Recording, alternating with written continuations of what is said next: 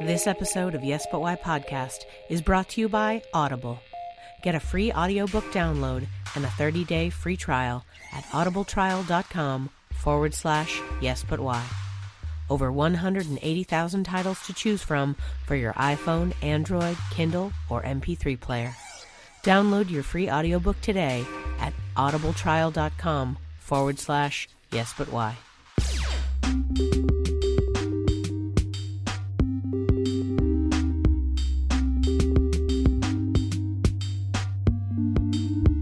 I'm Amy Jordan, and this is Yes But Why podcast. Yeah.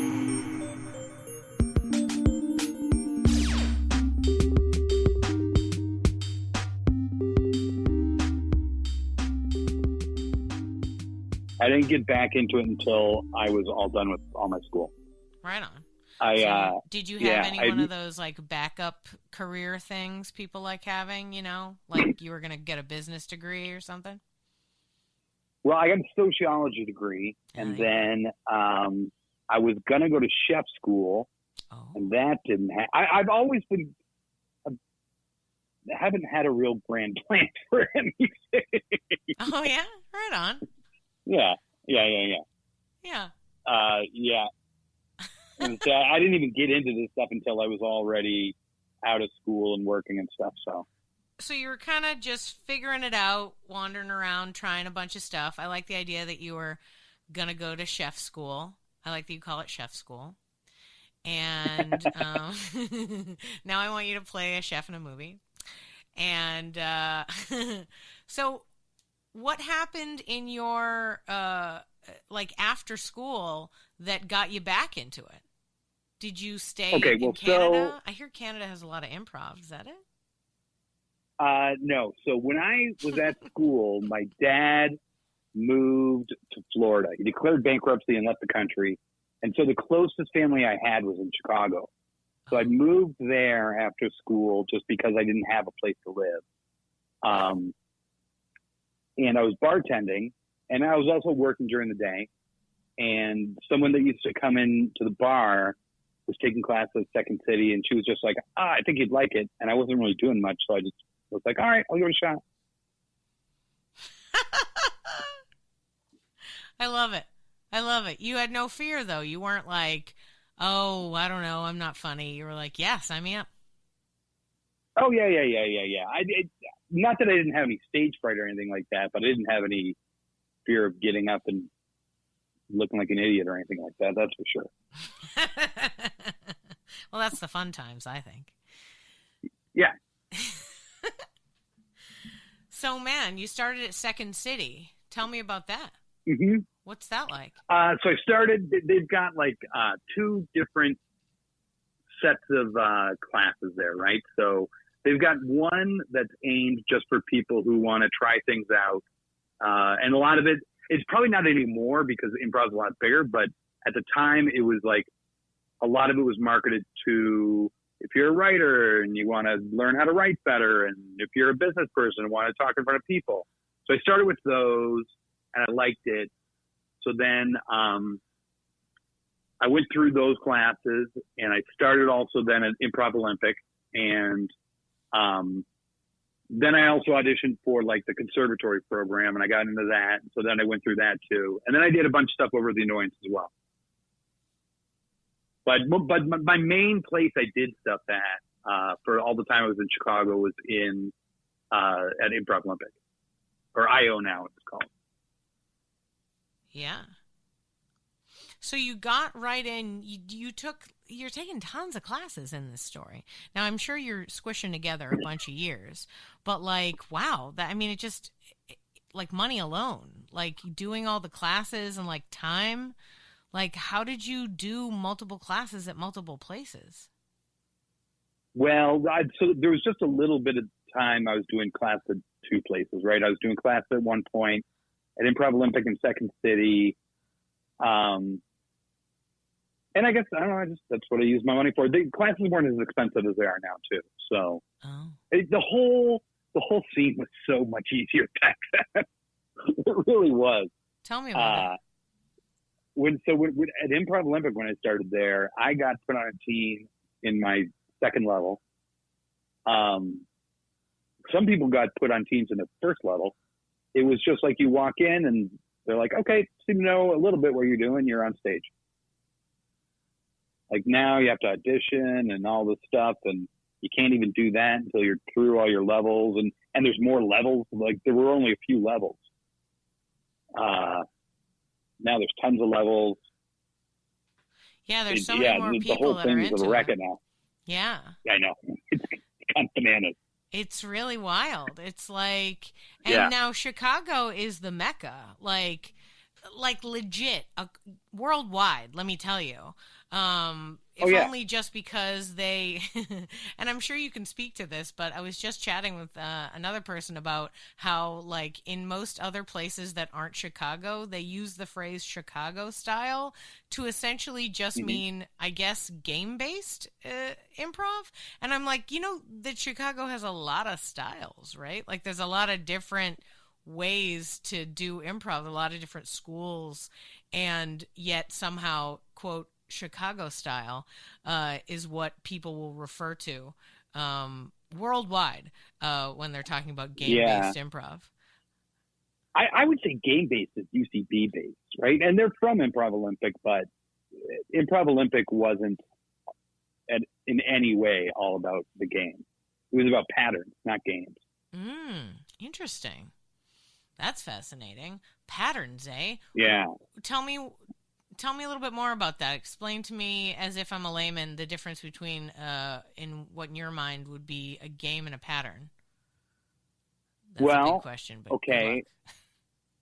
A game's really a structured, this is the way your scene goes, It goes from here to here to here. And a pattern is just anything that happens, repeat it.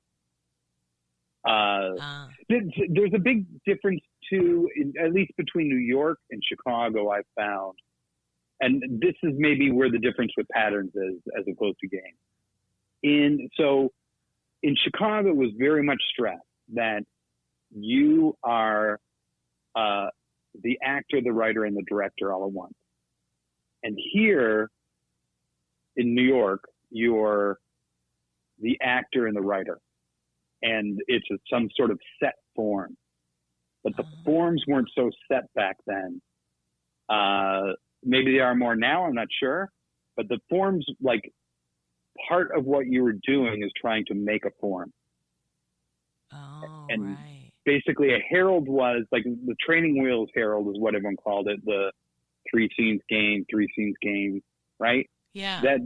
That was the training wheel. So that was the least amount of structure it should have, but it could go anywhere and do anything so long as it has structure. But if you don't find a structure, then you fall back on the what everyone considers the training wheels herald. I find a lot of places these days will try to make new structures, but they're all sort of, it's like music. It's like the same notes, but just in a different format. Yeah. Do you find that in New York they're just using what you feel are existing forms and not creating new ones? Or is that just for safety? There's people trying to create new forms, but they're creating a form that's very laid out, right? Whereas, like, all the things that are, most of the forms were actually just heralds, but that's the way they ended up one time. And then they kind of codified it afterwards. But they were all just heralds, and that's how they ended up. Yeah. Well, it's funny. In my checkered past of improv, I never learned herald at all. Oh, really? Yeah. Just montage. Just basic individual scene work and a montage of unrelated scenes that, you had to find how they were connected in your own show. And some shows would have a form, certainly, like, but as far as like student shows or troupe shows, that was all just how that happened for that group of people. Okay. Yeah. But you were still making connections between Yeah, scenes, we were right? playing games. Maybe not. Yeah, absolutely. We're certainly reading Truth and Comedy and talking about formats, but they just didn't teach the Herald as the like basic idea. I like the Okay. idea, and I've certainly done it with other groups. But like when I took classes, I was like, oh, okay. And then like it's a wild to me, and even wild in my discussions with other people. You know, over the couple years that I've been interviewing people involved in improv, is like, you know, sometimes you're just winging it. Like it depends on whatever first book you read, and then you're like, great. I mean, it's you could be making up something and people are like, what? That's not improv. And you're like, what do you mean? We're not writing it down. We're making it up. Yeah. Isn't that it? I'm like, I guess it is. And it's really Yeah, wild to find out about all these like forms and stuff after the fact. Because I've just been working on individual scene work for years and years. Yeah. Yeah. So go ahead. Did you guys do opening? No. We didn't even take a suggestion. Okay. Oh, really? Yeah. Yeah. Oh, wow. Yeah. It's become a joke in Austin because, like I said, the theater that I was part of is no more. And at its crumble, there was a lot of like, yeah, you guys were biting off too much. Like, that's a lot. Why do you need to not take a suggestion? What's the big deal? I was like, I don't know. I just didn't do it.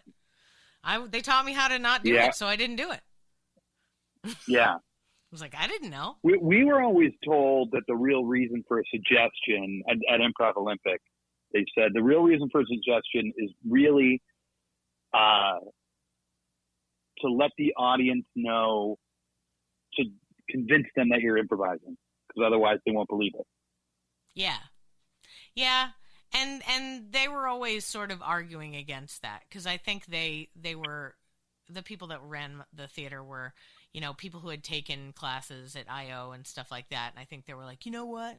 Forget it. We're not doing it just because the audience says, forget it. But like I am normal, so I tried to positive spin it, and I'd be like, no, it's just amazing. We're just like jumping without a net. It's fine. I didn't know. I didn't know any other way. In fact, now when I have to take a suggestion, I have a super hard time like processing my brain around it. Yeah. Yeah. Yeah. Well, super crazy. Well, and you know, so in Chicago, there was an opening, and truth be told, openings are not very stage worthy and audience worthy. But Sure. that's where all the ideas get generated. So you generate ideas off of a suggestion, and then you base everything on those ideas. So it's not just like you are doing, you know, your suggestions refrigerator and everything's about refrigerators. You know, you go off from there, and then you do everything about those other things. And every once in a while, you come back and bang refrigerator. You know. Mm-hmm. Yeah, I've definitely done those in practice, but never on stage. Yeah. Well, it's not very stage worthy, but they're useful. Yeah, totally. Absolutely. 100%. There's a lot of telepathy in my setup. Ooh. But, so we're talking a lot about the IO setup. Tell me about Second City. Did you just go and that led you to IO, or did you do any of the improv into sketch situation? Well, yeah. So that's what the conservatory is, right? So the conservatory was improv, and then in your last level, you take improv, make them into sketches, and you put up a show that was in the ETC stage. Now I know they've got a whole writing school. They didn't have that back then. I'm old. This was a long time ago. Yeah. So you were there at the whole heyday, thing, right, in the 90s. Yeah. I was all about it in the 90s. Yeah. Yeah, I mean, it was when it was the birth of the hotness. I mean, there wouldn't be so much all around if not for everybody that was there at that point. Oh, sure. Yeah. Yeah. And if you look around, it's like, how did everyone do so much better than I did? Oh. No, that's okay. I'm That's sure all right. there's hundreds. Believe me, I'm sure there's hundreds of thousands of people who are in classes with everybody who were like, "Well, I was in a troupe with Tina Fey for like 3 years. What do you mean?" Yeah. Yeah, I mean, Yeah, exactly. it's a luck of the draw. It's like a wild insanity that is leading to occasionally this person or that person becomes famous. Like, I don't think it makes any sense, and I try to just. That's another reason why I like doing this podcast, is to be like, so do you like doing this? Because the being famous part is like really low chance. So if you like doing this, here are ways to actually do it. Because, like, you have to make money, and that's another thing that I talk to people about a lot too, is like, there's no shame in like having a day job and then doing this. You know why? Because you're happy, because you're doing this thing that you want to do. And yeah, maybe you're not like, rolling in the dough because of it. But I know a lot of people that are like on Broadway not rolling in the dough because of it. Like, it's not exactly a lucrative situation, but if it draws you, if being a performer continues to call you back over and over, well, then there's a lot of ways to get it done. Yeah. Do you enjoy performing more than writing or creating shows? What's the thing that you like the most? Yeah, I like performing. Of any kind, right? So acting, I like improv, I like my radio show, I like I've been doing storytelling, I like basically any kind of performing I usually like. And I don't necessarily, I have written, but I'm not necessarily a writer. Yeah. No, that's good. I mean, I think to a certain extent, there's a lot of people out there that, even actors like who are in movies and stuff, they're not writing this stuff. They're just reading the lines that are given to them. There's no shame in that. And also there's something great about how many different new art forms, starting with improv, that can allow you to just sort of go out there and have the experience. I love storytelling stuff too. Are you doing shows around New York, or how are you doing storytelling? Well, I've been mainly just for about a year or so, a little more just trying to get my feet wet with it. I've done some shows, but I mainly still just go to like mics and stuff like that. Oh, right on. So you and I know each other from the early 2000s, and that was in the days of, I believe it was Collective Unconscious that I met you at. Did you also frequent the Bowery Poetry Club open mics, the Faceboyz and Odebra and all that? Yes. Well, yeah. So I started going to, when I moved here, I only knew a couple people, and one of which was this woman named Sabrina, who her best friend used to date Tom Tenney. And so that's why she brought me around there. And then I was just like, oh yeah, this is great. So then, so I went to surf, and then I started going to Collective, and then the Bowery, I used to, Tanya and I lived together for like 5 years. Oh yes. So I would go there, but then actually after we moved in together, I kind of didn't go as much because it was like her thing, and I didn't want to be all over her thing. So I would go sometimes, but not all the time. I hear you. Being in relationships in the same theater circle can be hard for that reason. You're like, I need to give you space. Yeah. Oh, that means I can't go to this open mic anymore. Oops. Yeah. And I was doing lots of other things too, so it's not like I needed that. So cool. Let her everything. And it was late, right? When did you move to New York? It was a school night, and I worked. Yeah. I moved here July 1st, 2001. July 1st, 2001. Excellent timing on your part. Yeah. Yeah. I moved shortly thereafter, so same, except for I went in eyes open. Like, I'm doing this. Okay. My parents were like, what? No. I was like, doing it. But tell me, how did you find surf reality? You tell me how you found surf reality. I'll tell you how I found surf reality. And tell me your vibe of it. Because, and also, if you could, explain to the audience kind of what it is, because it is a wild thing that doesn't exist anymore. And every time I talk to an art star, I try to make sure that the world knows more about this world. Yeah. Well, okay, so surf reality was like this weirdo art hole theater that was down on the Lower East Side. And in particular, it had an open mic every Sunday night where it was anything goes, very weird and experimental. Tom used to always describe it as scissors in the vagina, because there would be lots of women that would strip and put scissors in their vagina. Mm-hmm. People would like duct tape chickens on their hand and fight raw chickens. A lot of anything goes. And it was just good. I thought it was, very experimental, which is what in Chicago the improv scene was. It was very experimental and trying to like blow minds, whatever that is, right? Mm-hmm. Del was very big on the blow minds. You got to blow people's minds. So it felt more like Chicago improv than the New York improv did. Oh, cool. I feel so good about being a part of it. Yeah, I mean, there was a lot of wild insanity. How many years were you a part of it before it ended? So from 2001 to whenever it ended.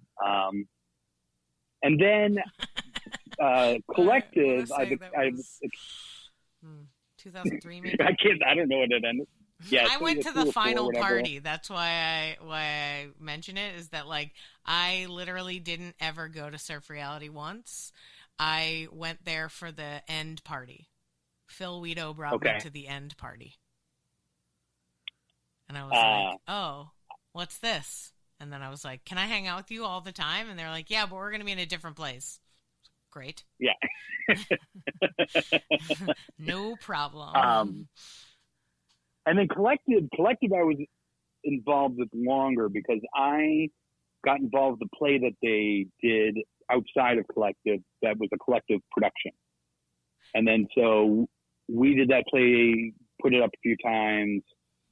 And then we actually filmed it once and got in a Sundance and went to Sundance with it. You're talking about Charlie Victor Romeo? Charlie Victor Romeo, yeah. A great play. So yeah, sure. Yeah, it was fun. It was fun to do. I don't know if it was fun to watch, but it was fun to do.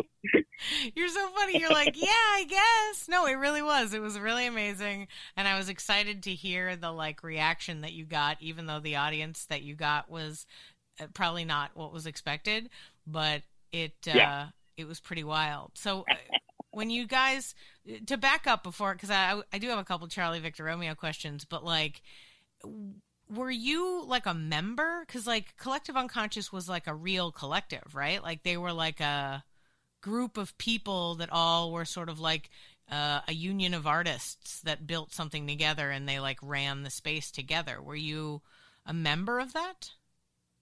No.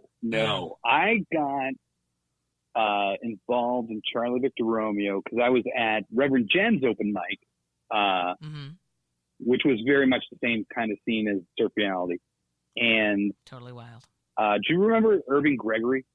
Yes. Okay. So I was talking to Irving Gregory, and I had a short flat top for like 18 years. And then I grew my hair out.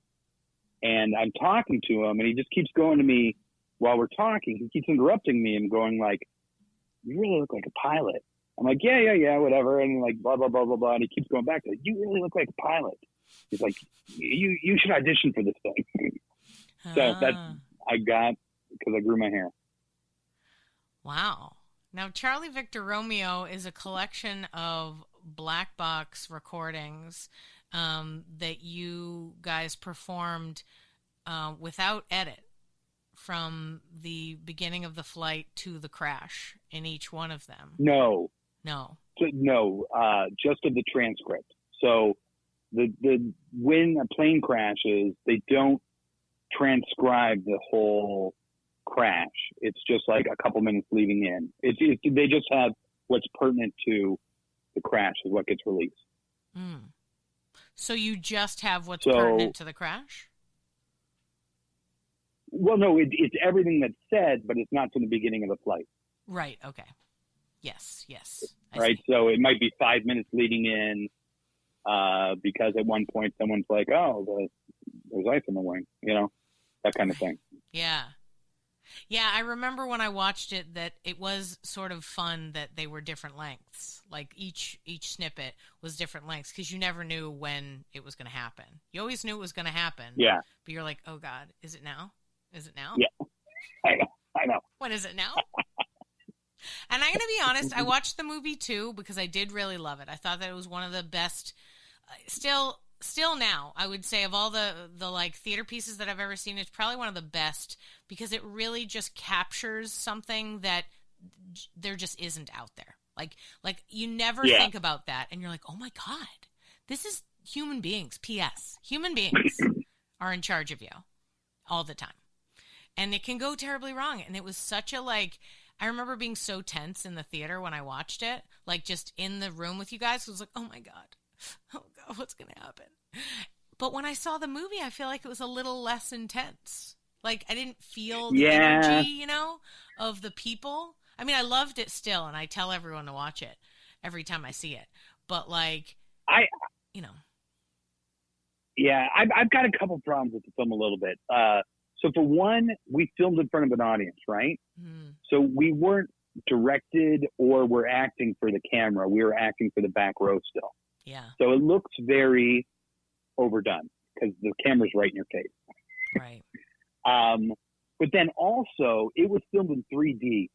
And if you actually see it in 3D, which is almost impossible now, it looks very different, and it looks like this weird floating orb art piece. Oh. And without it, in my opinion, it kind of looks like a flat lit, like SNL set or something like that. Yeah, I mean, it was very this is theater filmed, but Yeah. When you guys started doing that, winning the Oscars with it. But you did win some awards. I mean, when you guys, plus there was a lot of attention that you guys got from pilots and such. Oh yeah. Tell me about that. So a lot of pilots would come and see it. So I was involved with it at the beginning. So they started at Collective Unconscious, and then they did it as a fringe show. Mm-hmm. And then later on, they toured with it a couple places. And I got involved when they put it back up at PS 122. Mm-hmm. But a lot of pilots. So before I was involved, a lot of the aviation community got involved with it, and they took a film of it. The Navy filmed it and was using it for training for pilots. That's so great. Because they would have to go through these same scenarios, only they would be like these guys in front of the class reading it. So instead they started showing this. And then when I got involved, a lot of pilots would come. JetBlue paid all its, I don't know if it was just its corporate employees or who, but JetBlue paid all its employees to come in New York. That's so great. And some of the people from the crashes showed up. When we did it in DC, and the guy who actually worked and had done most of the transcriptions took us and gave us a tour like the NTSB and showed us all these smashed black boxes and went through a flight investigation all the way through. And then they also took us to the Reagan International Airport up into the tower and let us see all the stuff in the tower. It got a lot of aviation industry attention. Yeah, I mean that's just and a lot of press. Yeah, when people, the beauty, I think, we're all doing art for our own individual reasons, right? Whether it's just for funsies, or you have a message, or, you want to reach this particular audience. But man, I always find it so interesting when you put something up and you don't expect that a certain group of people is all of a sudden going to be like, this is our favorite thing.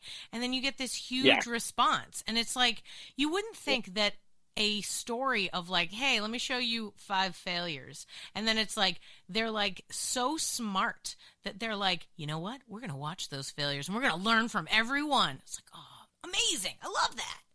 Yeah. Oh, so fun. I think that's super cool, that idea. I also think it's funny when, like other art happens to get co-opted by certain things, all sorts of different kinds of stuff. But you new age people never knew there'd be so many people waxed to their music, Yeah. But so when you moved to New York, did you get right into sort of the Art Star open mic wackadoo scene? Yeah, basically. I within a few weeks of coming, I started hanging out at Surf Reality. And you know what? So when I came out, the only real long form improv in New York was the UCB. And Sharna had written this big note and like, oh, Noel should blah, blah, blah, blah, blah. She wanted me to be teaching and all this stuff there. And so I went, and do you know who Kevin Mullaney is? Yes. Okay, so he was running the theater part, and it was all like Improv Olympic people, basically, right? So they knew me. And he's like, well, actually, I said, this was probably my big failure.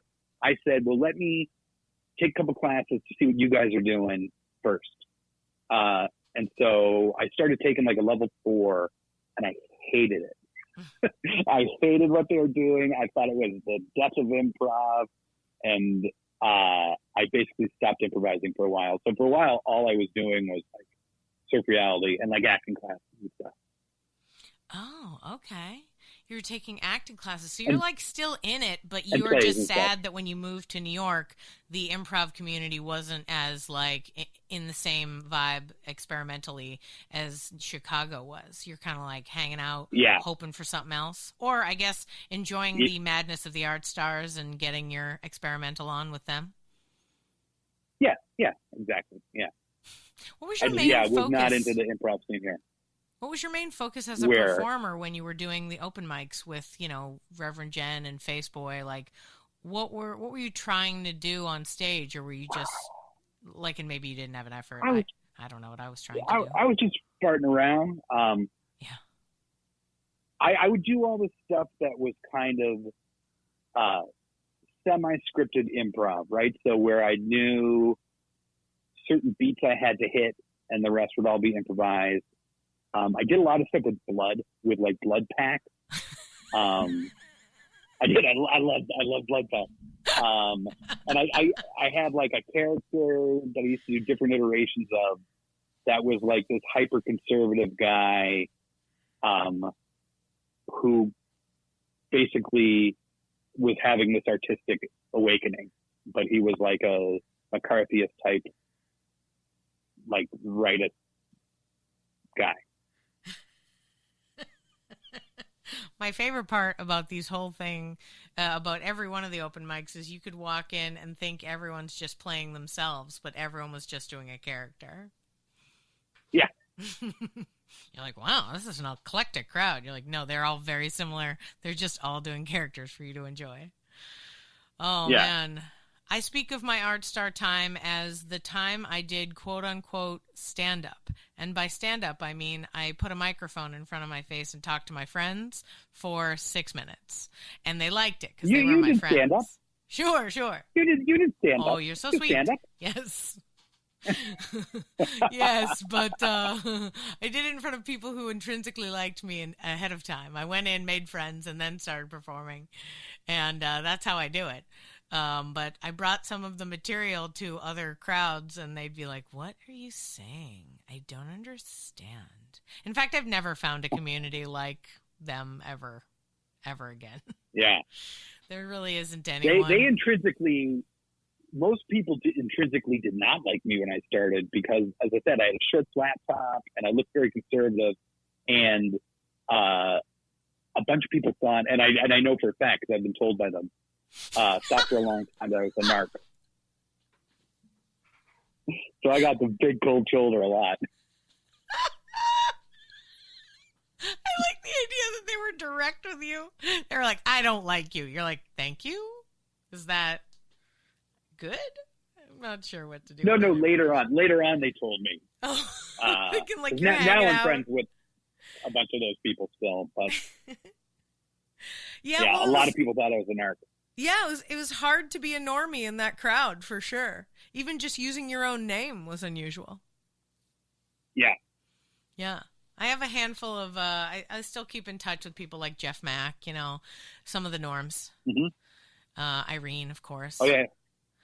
But, yeah, I mean, yeah, it is funny how I had been the weird one in a crowd of normal people my whole life. And then when I went to hang out with this crowd, all of a sudden I was the most normal person in the room. And I was like, whoa. I know. Oh, wow. I did not know the world was like this. I'm so happy. I feel better about me. Yeah. I mean, and not to say that I look down on anyone. Back then, same as now, except for now I have yes and to back me up. But, I was always trying to be positive. Like, what are they trying? What is there? I want to support you.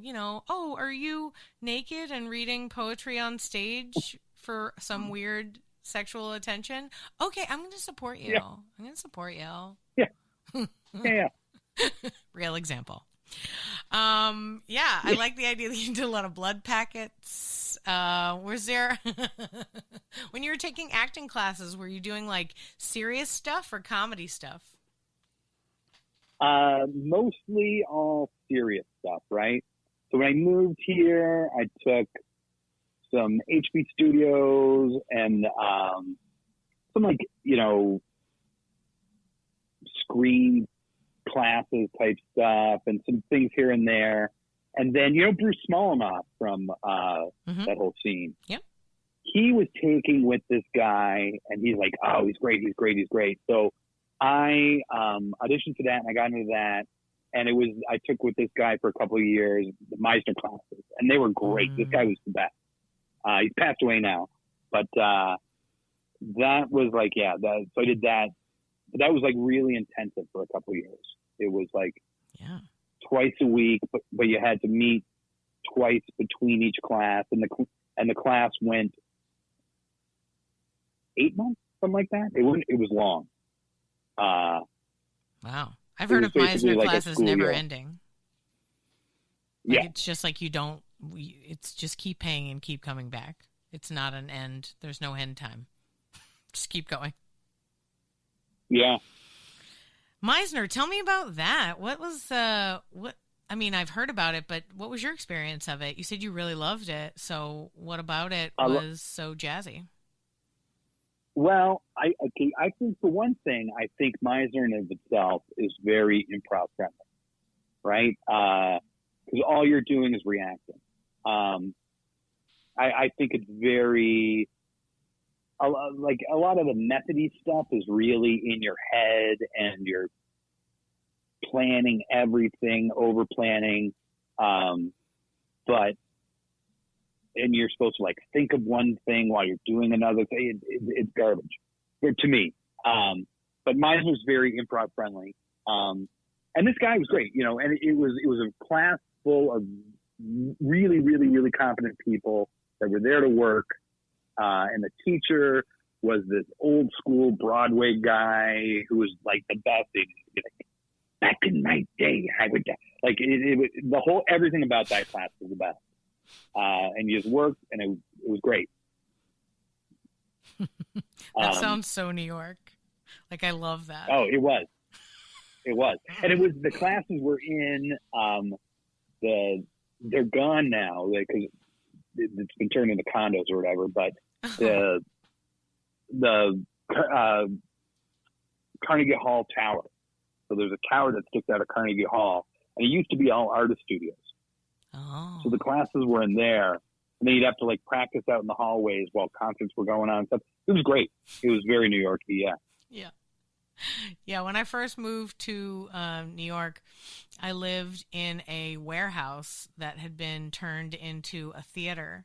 And this director, Josh Fox, essentially rented out the 9 bedrooms to various different artists, so that his house would be filled with creative people, and then every single day there were rehearsals going on in the studio next to where we lived. So like actors would be in the kitchen eating my bagels when I woke up, and I was like, hey, this is not for the actors, this is for the people who live here. It was very funny. We had a pet chicken. Very New York. And that where was that? Was in New York? Yeah, it was in Brooklyn. When I first moved to New York, that was my first experience. I worked for NYU, and I lived in this warehouse with Josh Fox and 10 other people. Wow. Yeah. You know, New York. Yeah. Yeah, just basic stuff. Nothing crazy. Yeah. You know, I didn't have like... Land of the Giants. You know, I didn't have a troll museum in my house. You know what I mean? So, yeah. Seems pretty normal to me. You know, speaking of which, how did you get into / say yes to being in Electra Elf? Rev just asked me, and I said, sure, sounds fun. I love it. Yeah. Oh, my God. Yeah, that was a wild one. Called out on that. I got called out on that one time. I was on an audition for Law and Order, and the guy was like, "You're dead." Like he was all about it. Like, I was like, yeah. Oh man, it's crazy those kinds of things. How something like that can really get you. Like people will hear about it and be like, "What? That's amazing." Oh man, I love that kind of stuff. So tell me now, how are you, tell me about your current project, your podcast on Radio Free Brooklyn.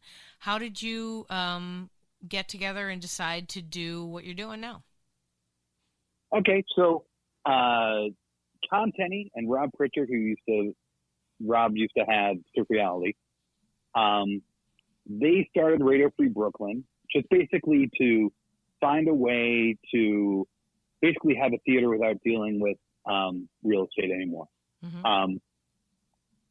So they started, and then I'm like, oh, my buddy started a radio station. I guess I'm going to make a show. So the guy, Josh, I do it with, for a while he was involved with CBR, but his wife was in CBR the whole time. That's where I know him from. So I just thought, when thinking of what I wanted to do, I was like, Josh would be fun to do a show with. So I asked him if he wanted to, and then we came up with a hook, and we started. And that's been a couple, 3.5 years or so? It was like 200 episodes, 4 right? years. Wow. Yeah, math is hard. Oh, wow. So like weekly. Yeah. Wow. Yeah, we record Thursday nights, but it airs Saturday nights at 8, New York. And then it goes to podcast 2 days later. That's so awesome. I like that. What do you, what's the thing that excites you most about it? Like, you've been doing it for 4 years. That's some serious dedication. What keeps it going for you, and what makes it like worth it? It's just fun to do, honestly.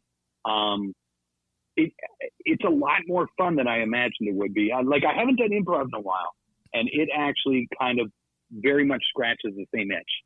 But I feel like instead of always getting on stage and then you're throwing dust into the wind, to quote whatever band that was, Kansas. But instead now we've got, you could listen to us for a week straight for 24 hours a day. Yeah. It's just fun to do. And I've gotten involved too. I help on the management team for the station, and I help out with the station a lot. It's just a lot of fun. we thought we were going to blow up and take over the world, which we haven't done. But you never know. Maybe we will. Your specific podcast or the radio station? Get Rich Quick. We thought we were going to take over the world. I think you could. Yeah, it might. It might. Just has to find the right people. My whole theory is all that ever has to happen is it has to hit at some point, and then all that backlog sitting there waiting. Yeah. Yeah. The beauty of an evergreen podcast, man. I love it. Yeah. I love it.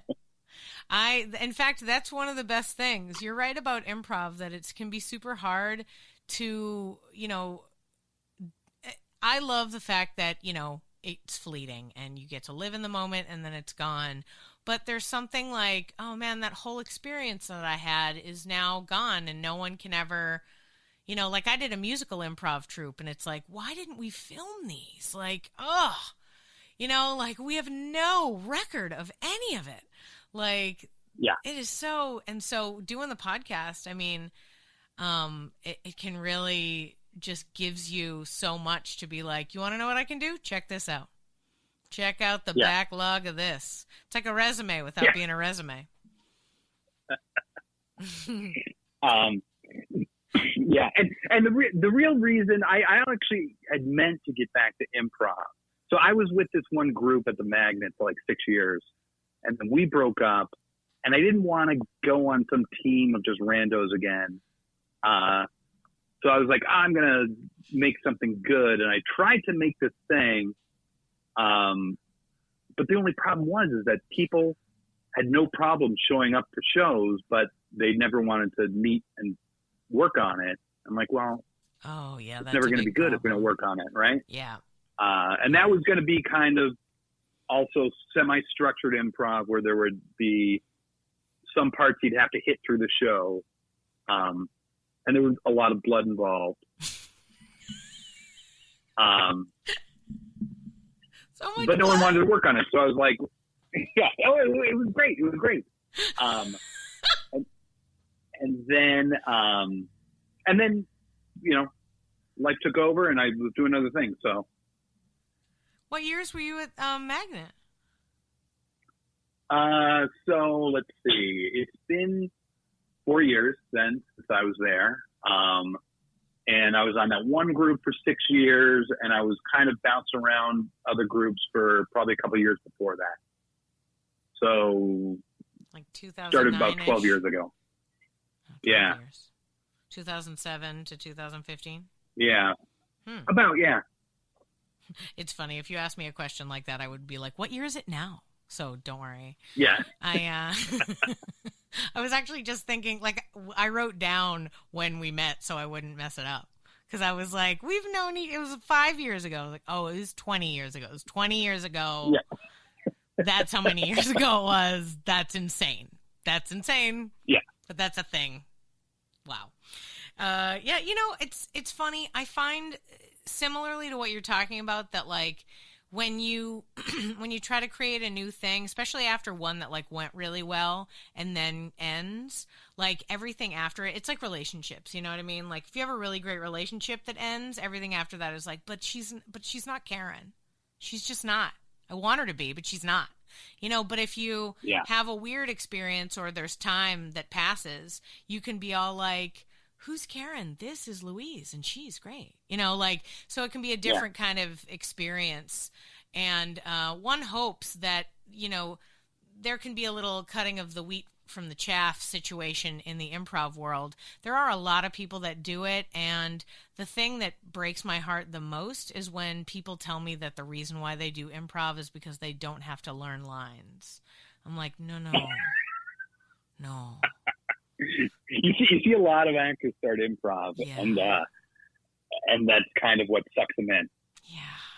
Yeah, it is. But the problem is I like to say to people who've hit a wall like that in improv, where they're like, people don't want to work as hard as I do. I'm like, you just have to wait to find them. Like, just go to improv shows for a couple of years at the place where you want to perform and write down the names of the people you continuously see and cross them off if you stop seeing them. And then after a year, the people that you've continuously seen, those are the ones you're looking for. Yeah. Like, I was like, people are, half the people, I can tell you that there's probably, of the people that I started doing improv with 10 years ago, there's only a handful still left in the city. You know, people have moved on, or they just don't do improv anymore, or they were burnt by the bad management of the theater or whatnot, and they're like not doing improv anymore. And it's like, oh man, where are my people? I only very recently found a group of people in their 40s that do it, and I was like, oh, hello, talk to me. What are we doing? Let's do it. So, yeah, man. Well, I'm glad you found the podcast, though. Yeah, no, it's great. It's good. It's a lot of fun. On that note, the group I did mostly in Chicago at Improv Olympic. I once again I bounced around a few teams, and then I was on one team. And we were together 7 years before I moved. They're still together. Whoa. Yeah, Chicago they had has recently that. like a 25-year-old reunion thing, and I was going to go back for it, but that is Deep Schwa. Oh, all right. I'll check them out. Yeah, because they're for real. They're long-termers. Yeah. I like long-termers. I know. They need to retire. Nah. It's not. I think there's only one person on the team now from when I was on it. It's like, after a while, it kind of became like, oh, this is their showcase team. Oh, right on. For Improv Olympic, right? So yeah, right on. People come and go and come and go and come and go and come and go, and we keep telling them, like, just give it up.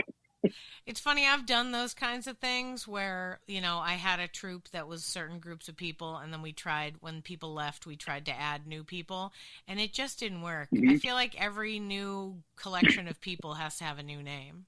I mean, you can call a show whatever you want, you know, that Saturday's improv show, hooray, and then whoever's in it is who's in it. But, you know, when you have a troupe with, like, a name, it's like, no.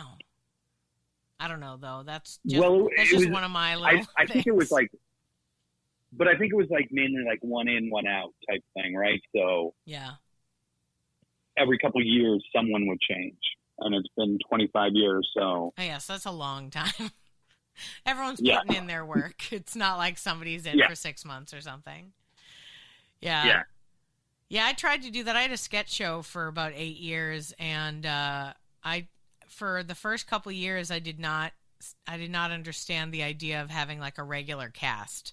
Like I didn't run it SNL style. I ran it like, whoever wants to be in it each month, let me know. And then it was just super hard. And I had a bunch of people like dropping out like right before the show and stuff. And I was like, okay, how do I get these people to have ownership over this situation? And then it was like, okay, make them part of it. Make them like the entire thing. And it's like, okay, cool.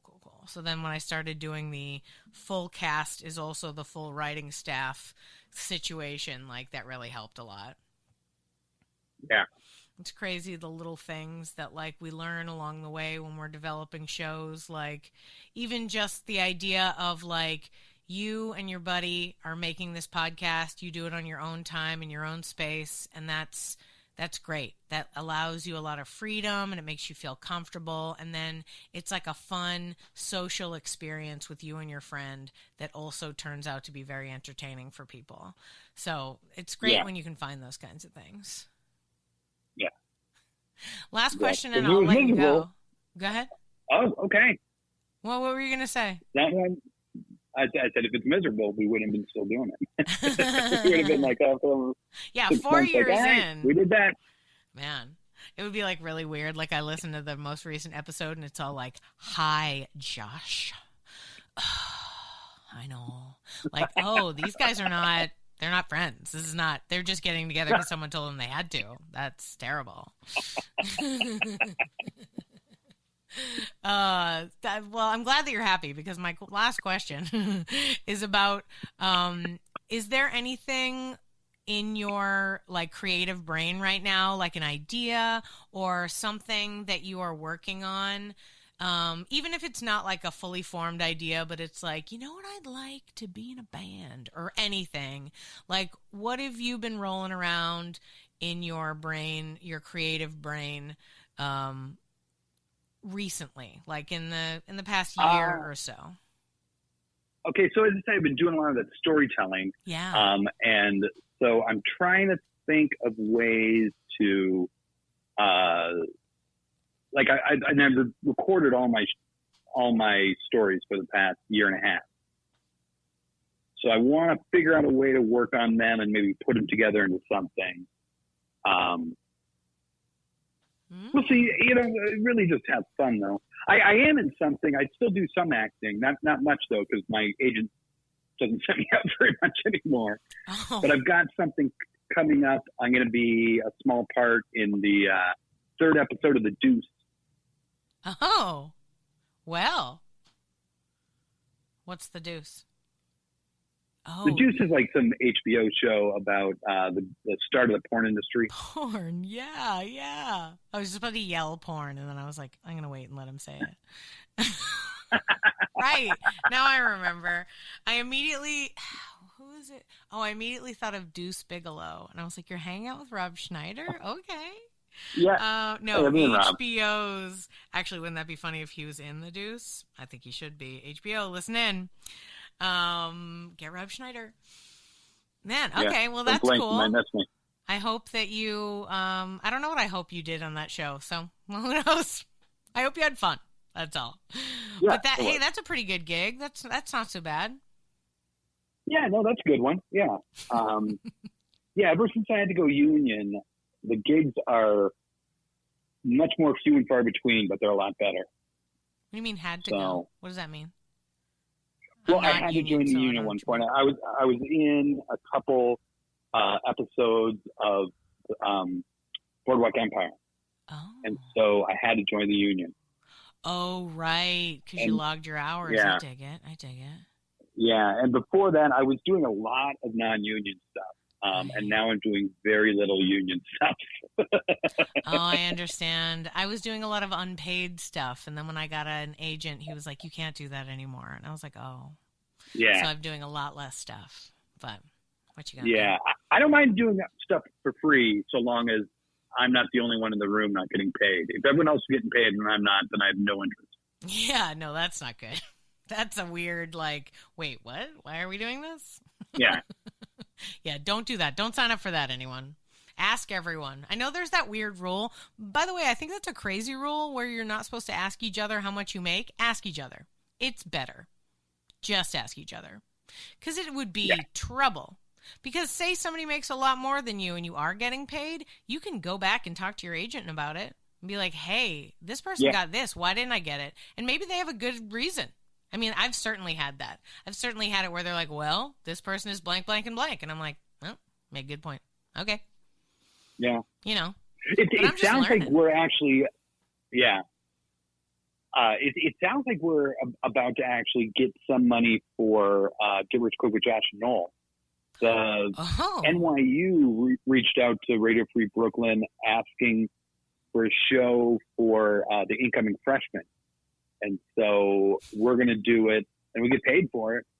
So you're going to like teach them how to podcast, or is it just for them to listen to and you give them like freshman in college tips? We're not quite sure exactly what's going to be yet. I think it is, we basically do a show that somehow involves them for their entertainment. Oh, all right. Cool. We don't know what it's going to look like yet. That's awesome. It's got to be a little different than what we normally do. Yeah, I love it. I mean, I was just talking to people about money just the other day. I was thinking about coming up with a workshop here in town to help people learn how to budget, because I don't think people really know how to. And I'm like, would you like to do theater more often? Let me show you how. There are various ways to live poor, and it's going to be okay. You just need to learn how to juggle and deal with the phone calls. It's okay. You'll get through it. And you'll get them their money eventually. But Yeah. but if you want to pay for your improv class, you can't pay for utilities for a couple months. I'm super sorry. That's just what's going to happen. Yeah. And if you want to do improv, I mean, if you want to do shows, just start doing them, you know? Oh, 100%. 100%. Do bad stuff, do good stuff, do whatever. Yeah. Well, thank you so much for taking time out of your night to chat with me and tell me about all your adventures pre me knowing you and during the time. It's always interesting for me sometimes to talk to other art stars to find out, like, what was your experience when you were there? Because, you know, I was in my mid-20s and kind of like figuring out a lot of stuff about myself. So I wonder sometimes what actually happened. And I love talking to other people and being like, oh, great, cool. You did that? Great, awesome. Also, I have a weird memory. Ever since I started doing improv, it's like emptied. Like, it's like my brain became an Etch-a-Sketch, and now I've got the dust, but I don't have all the stories that the dust used to make. So a lot of times I'll talk to people and they'll tell me a story and I'll react like it's the first time I've heard it. And they're like, Amy, you were there. And I was like, oh, I was? So, yeah, that's what's happening to me. Earlier you said you were old, but I bet you don't feel so old now hearing that story, but, you know. Yeah. I don't know what's happening. Oh, man. We'll get to meet. Yeah, I guess. It's all right. I live in an improv world. I don't need to know more than past this one scene. We're all good. Yeah. Well, thank you, Noel, for chatting with me and sharing your stories with my audience. And I hope you have a wonderful time doing your next podcast episode with your pal. I will. Thanks a lot. All right.